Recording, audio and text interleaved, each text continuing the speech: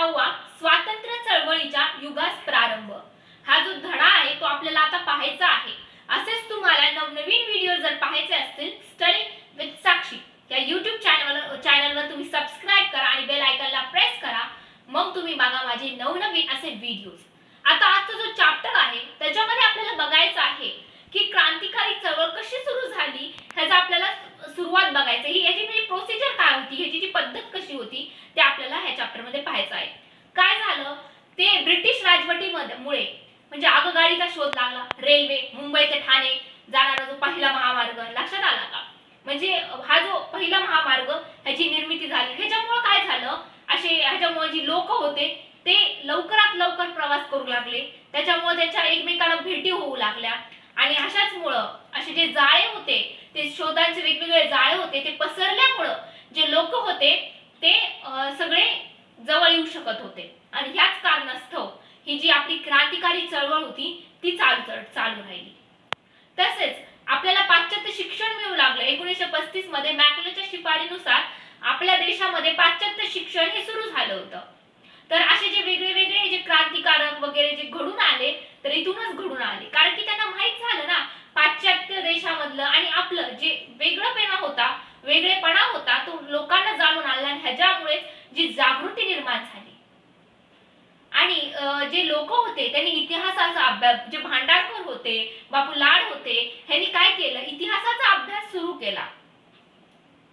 इतिहासाचा जो प्राचीन इतिहास होता त्याचा अभ्यास सुरू केला आणि जे भांडारकर होते त्यांनी काय केलं जे प्राच्य विद्या मंदिर पुणे येथे बांधलं आणि त्याचं कार्य आज सुद्धा सुरूच आहे। त्याच्या ती संस्था प्राच्य विद्या मंदिर ही संस्था पुण्यामध्ये आज सुद्धा चालू आहे भांडारकरांची। तसेच जनजागृती करण्यासाठी अजून कोणता मार्ग होता, वृत्तमानपत्र। आता वृत्तमानपत्राचे कार्य पण होते ते म्हणजे जनजागृती करण्यासाठी। तसेच या कालावधीमध्ये कोणकोणते वृत्तमानपत्रे होते बरं? नंबर 1 मराठा, नंबर 2 दर्पण, नंबर 3 अमृत बाजार पत्रिका, नंबर 4 केशरी, नंबर 5 असे जे वेगवेगळे म्हणजे एवढेच नाही तर असे खूप मोठे वृत्तमानपत्रे होती जे की जनजागृती करत होती। म्हणजे अमृत बाजार पत्रिका एक होती, नंतर केशरी होती, मराठा होता, अजून केशरी, मराठा, दर्पण असे जे होते, पुन्हा सुधाकर वृत्तमानपत्र, पुन्हा जी शतपत्रे होती ती, असे जे वेगवेगळे असे वृत्तमानपत्रे निर्मित झाले ज्याच्यामुळे काय झाली जनजागृती झाली, लोकांमध्ये जनजागृती झाली। आता त्याच्यामुळे लोकांना कळालं की ब्रिटिश सत्ता आपल्यावर कशी अन्याय करत आहे, हे फक्त आपल्याला कशामुळे कळालं, वृत्तमानपत्रामुळे जनजागृती झाली आणि त्यातून त्या लोकांना ज्ञान झालं की ही जी ब्रिटिश सरकार आहे ती आपल्यावर अन्याय कसा करत आहे त्याची लोकांना जाणीव झाली। आणि अशी जी जाणीव करायचे जे काम होते ते वेगवेगळ्या लोकांनी केले। अशी जी युगास प्रारंभ होत होता, हा युगास क्रांतिकारक युगाचा जो प्रारंभ होत होता म्हणजे जी सुरुवात होती ती खरं तर राष्ट्रीय सभा 28 डिसेंबर 1885 मध्ये राष्ट्रीय सभेची स्थापना झाली। मुंबई येथे गोकुळदास तेजपाल ही जी संस्कृत शाळा होती तिथे काय झाली या राष्ट्रीय सभेची स्थापना झाली आणि ह्या कारणामुळेच जनजागृती जास्त प्रमाणात निर्माण झाली। कारण की ही जी राष्ट्रीय सभा आहे ह्यांची जी निर्मिती झाली त्याचा हेतू होता की भारतीयांना प्रतिनिधित्व मिळावे, लष्करी खर्चात कपात मिळावी, असे त्यांचे वेगवेगळे मुद्दे होते। भारतीयांना प्रतिनिधित्व मिळावे कारण की अगोदर काय होतं भारतीयांना इंग्रज शासनामध्ये काय प्रतिनिधित्व मिळतच नव्हतं, हे सुद्धा महत्त्वाचं कारण होतं। त्याच्यामुळे राष्ट्रीय सभा अशी एक सभा करणं फार आवश्यक होतं असं भारतीयांना वाटलं आणि 28 डिसेंबर 1885 मध्ये राष्ट्रीय सभेची स्थापना झाली।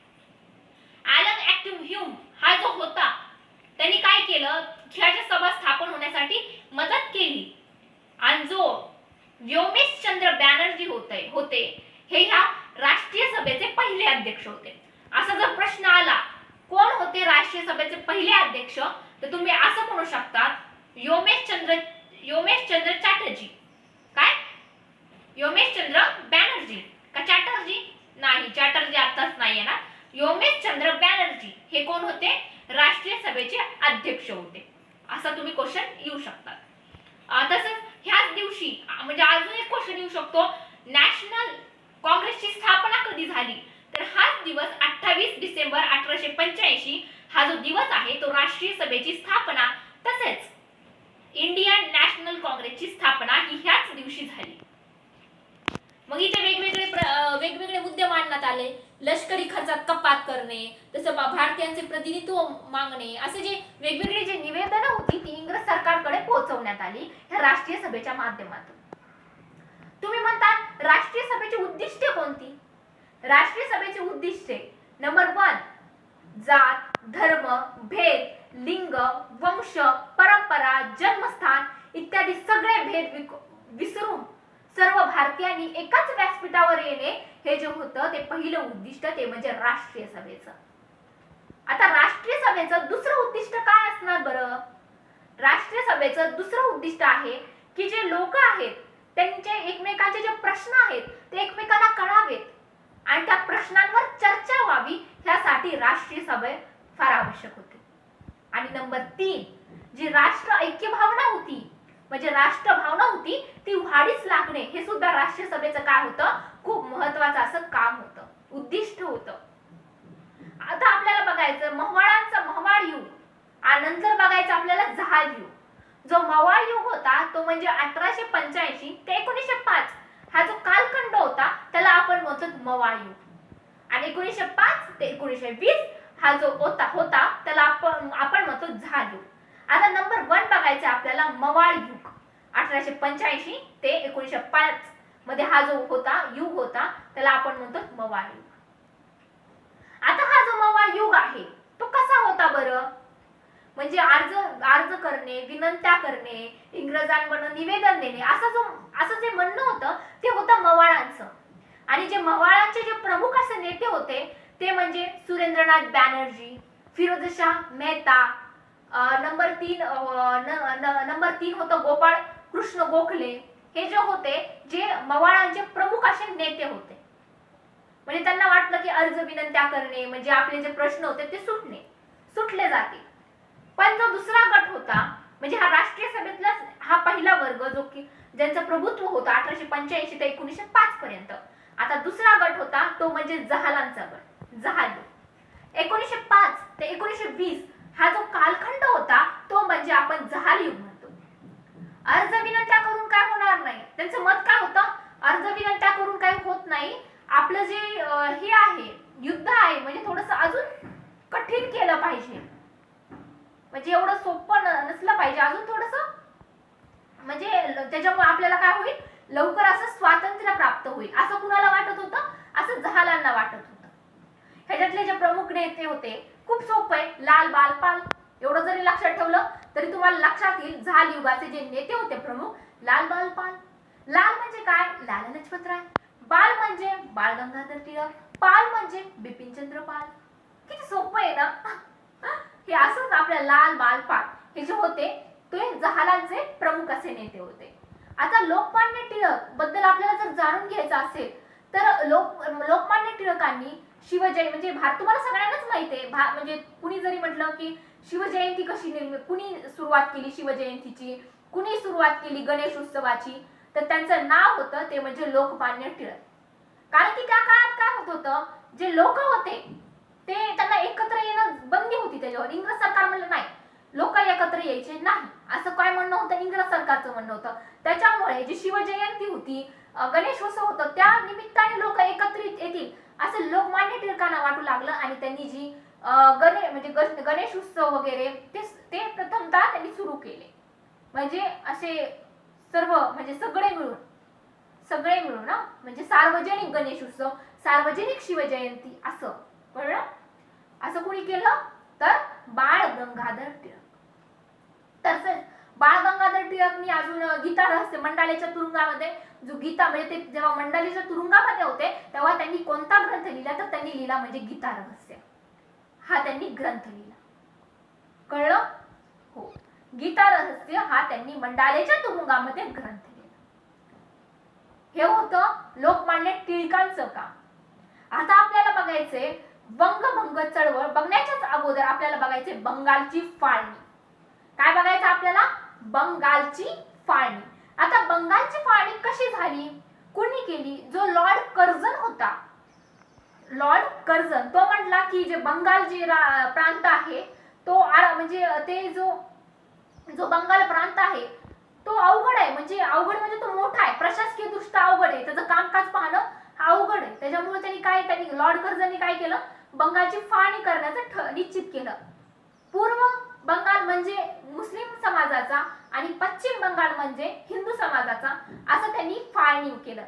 त्याचा मागचा हेतू वेगळाच होता. त्याचा मागचा हेतू हा होता की हिंदू आणि मुस्लिमांना वेगळं करणं, त्यांच्यामध्ये फूट घालणं, हा जो होता तो लॉर्ड कर्झनचा हेतू होता. त्याच्यामुळे त्यांनी बंगालची फाळणी करण्याचं निश्चित केलं. ह्यात तो म्हणजे 1905 मध्ये यांनी निश्चित केलं बंगालची फाळणी करण्याचं. नंतर जो बंगालचा फाळणीचा दिवस होता, वंगभंग चळवळ बघणार आहोत. तर आपण येणार आहोत वंगभंग चळवळ. जो 16 ऑक्टोबर हा जो दिवस होता तो वंगभंग चळवळ करण्यात, म्हणजे तो शोक दिन म्हणत पाळण्यात आला. कारण की ह्याच दिवशी काय केलं होतं, बंगालची फाळणी होणार असं सांगितलं होतं. हा जो 16 ऑक्टोबर होता, हा जो दिवस होता, काय केलं, बंगालची फाळणी शोक दिन म्हणून साजरा करण्यात आला. कोणता दिन म्हणून साजरा करण्यात आला? शोक दिन. कोणता? शोक दिन म्हणून हा जो दिवस होता तो साजरा करण्यात आला. खरं तर ह्याच्यामध्ये जे आनंद मोहन म्हणजे जे वेगवेगळे लोक एकत्र आली, त्यांनी बहिष्कार टाकला. कोर्ट कचेऱ्या, पोलीस स्टेशन, रेल्वे स्टेशन इत्यादी ज्या गोष्टी होत्या त्याच्यामध्ये त्यांनी काय केलं तर त्यांनी तिचा बहिष्कार टाकण्यात आला. तसेच मुस्लिम आणि हिंदूंची ऐक्य भावना दाखवण्यासाठी त्यांनी काय केलं तर मुस्लिम आणि हिंदूंची ऐक्य भावना दाखवण्यासाठी त्यांनी जो सार्वजनिक रक्षाबंधनाचा जो कार्यक्रम होता त्यांनी तो सुरू केला. तसेच हे जे वंगभंग चळवळ होती तर कुणाच्या नेतृत्वाखाली चालू होती तर ती म्हणजे आनंद मोहन बोस, आनंद मोहन यांच्या, आणि नंतर आनंद मोहन दास, पुन्हा आनंद मोहन बोस, नंतर दुसरे होते ते म्हणजे रवींद्रनाथ टागोर, आणि तिसरे म्हणजे फिरोजशाह मेहता. हे जे सुरेंद्रनाथ बॅनर्जी, हे जे तीन होते, कोण कोण? Anand Mohan Bose, number 2 Rabindranath Tagore, number 3 Surendranath Banerjee. ह्या तिघांच्या प्रतिनिधित्व करून ही जी वंगभंग चळवळ होती ती सुरू करण्यात. नंतर 1911 मध्ये ह्याचं ते तीव्र रूप बघून इंग्रजांनी काय केलं, 1915 मध्ये ही बंगालची फाळणी काय केली, रद्द करण्यात आली. बंगालची फाळणी रद्द करण्यात आली. आणि त्याच्यानंतर आपल्याला बघायचंय जे राष्ट्रीय सभेची जी चतुसूत्रे होती ती काय होती ती आपल्याला बघायचंय. ती म्हणजे स्वदेशी, बहिष्कार, राष्ट्रीय शिक्षण, स्वदेशी, स्वराज्य, राष्ट्रीय शिक्षण आणि बहिष्कार, ही 4 होती. ती होती राष्ट्रीय सभेची चतुसूत्रे. आणि खरं तर ह्याच्यामुळे मवाळ आणि जहाल यांच्यामध्ये फूट सुद्धा पाडली गेली. कारण की 1905 मध्ये गोपाळ कृष्ण गोखले हे काय म्हणले, राष्ट्रीय सभेचे अध्यक्ष बनले. नंतर म्हणजे ह्यांनी सुद्धा वंगभंग चळवळीला पाठिंबा दिला. 1906 मध्ये जे फिरोजशाह मेहता दादाभाई नौरोजी होते, 1906 मध्ये दादाभाई नौरोजी होते ते राष्ट्रीय सभेचे अध्यक्ष बनले. 1906 मध्ये दादाभाई नौरोजी हे राष्ट्रीय सभेचे अध्यक्ष बनले आणि त्यांनी पहिल्यांदाच म्हणले स्वराज्य हा जो शब्द होता त्यांनी तो पहिल्यांदाच उच्चारला, स्वराज्य. कारण की ह्याच्यापूर्वी कुणीच स्वराज्य हा शब्द उच्चारला नव्हता, कुणीच हा शब्द काय केला होता, उच्चारला नव्हता. आणि ह्याच कारणास्तव ही चतुसूत्रे ही निर्माण झाली. स्वराज्य, स्वदेशी, बहिष्कार आणि राष्ट्रीय शिक्षण ही होती म्हणजे चतुसूत्रे. काय होती ही? चतुसूत्रे होती. त्याच्यानंतर आपण बघितलं फूट टाकण्यात आली. नंतर मग ते चळवळ निर्माण झाली आणि लोकमान्य टिळकांना ह्याच कालखंडामध्ये त्यांना अटक सुद्धा करण्यात आलं त्यांना. नंतर 1906 जो कालखंड होता तेव्हा मुस्लिम लीगची स्थापना झाली. आगा खान ह्याच्या नेतृत्वाखाली जे मुस्लिम समाजातील एक शिष्टमंडळ होतं तो मार्ले मिंटो ह्याला भेटायला गेलं आणि काय झालं, मुस्लिम लीगची शिष्टमंडळ तिथं भेटायला गेलं आणि मुस्लिम लीगची तिथे स्थापना झाली. ती म्हणजे 1906 मध्ये आगा खान यांच्या नेतृत्वाखाली. कुणाला भेटायला गेला होता तर तो मार्ले मिंटो ह्यांना भेटायला गेला. झालं मुस्लिम लीगची स्थापना. त्याच्यानंतर मार्ले मिंटोने एक कायदा केला 1909 मध्ये. आता बघायचं आपल्याला मार्ले मिंटोचा कायदा. मार्ले मिंटोने काय केलं, जे लोक होते ते भडकले होते, इंग्रज सरकारवर दोष देत होते, त्याच्यामुळे ते सुधारण्यासाठी आणि हिंदू आणि मुस्लिमांमध्ये फूट टाकण्यासाठी त्यांनी जो कायदा केला होता तो होता मार्ले मिंटोचा कायदा. तो म्हणजे 1909 मध्ये. हा कायदा किती साली केला होता त्यांनी? 1909 मध्ये. तो कायद्याचं नाव होतं मार्ले मिंटोचा कायदा. त्यांनी काय केलं, ते कार्यकारी मंत्रिमंडळामध्ये जे हिंदूंचं म्हणजे जे भारतीयांचं प्रतिनिधित्व होतं त्यांनी ते वाढवलं होतं. पण त्यांनी एक चूक केली. त्यांनी काय केलं, जे मतदारसंघ होता मुस्लिमांचा स्वतंत्र, त्यांना स्वतंत्र मतदारसंघ दिला. त्याचा एकच हेतू होता हिंदू आणि मुस्लिमांमध्ये फूट टाकणे. हाच त्याच्या मागचा हेतू होता. कुणाचा? मार्ले मिंटोचा. त्याच्यामुळे खरं तर त्याला तसं वाटलं की फूट पडेल, पण 1916 मध्ये काय झालं, लखनौ येथे राष्ट्रीय सभेचे अधिवेशन भरले आणि या अधिवेशनामध्ये 1916 मध्ये म्हणजे मुस्लिम लीगला म्हणजे मुस्लिमांसाठी स्वतंत्र मतदारसंघ हा मंजूर करण्यात आला. परंतु ह्या बदल्यात त्यांनी राष्ट्रीय सभेच्या कामकाजासाठी मदत करणे असं उद्दिष्ट तिथे ठेवण्यात आलं होतं. तसंच झालं. नंतर आपल्याला बघायचंय होम रूल चळवळ. जी होम रूल चळवळ होती ती म्हणजे 1914 मध्ये सुरू झाली होती. ती म्हणजे लोकमान्य टिळक हे जेलमध्ये, मी तुम्हाला म्हटलं होतं त्यांना अटक झाली, ते जेलमधून सुटले आणि जी होम रूल चळवळ होती ती सुरू झाली होती. लोकमान्य टिळक आणि डॉक्टर ॲनी बेझंट ह्या दोघांनी सुरू केली होती. ती म्हणजे होम रूल चळवळ. होम रूल चळवळ म्हणजेच काय? होम रूल चळवळ म्हणजे स्वशासन, स्वतःचा राज्यकारभार स्वतः करणे, त्याला आपण काय म्हणतो? होम रूल चळवळ असे म्हणतो. आयर्लंड मध्ये सुद्धा वसाहतींच्या विरोधात अशी जी होम रूल चळवळ होती ती सुरू होती. आणि हा जो भारतामध्ये सुद्धा लोकमान्य टिळक आणि डॉक्टर ॲनी बेझंट यांनी होम रूल चळवळ एवढी प्रखर अशी केली होती, खूप अशी प्रखर आणि खूप अशी तीव्र अशी होम रूल चळवळ ह्या दोघांनी केली. नंतर 1917 मध्ये मार्ले मिंटो ह्यांनी म्हटलं की आम्ही तुमच्या होम रूल चळवळीला मान्यता देईल, स्वशासनाचे अधिकार तुम्हाला मी हळूहळू देईल.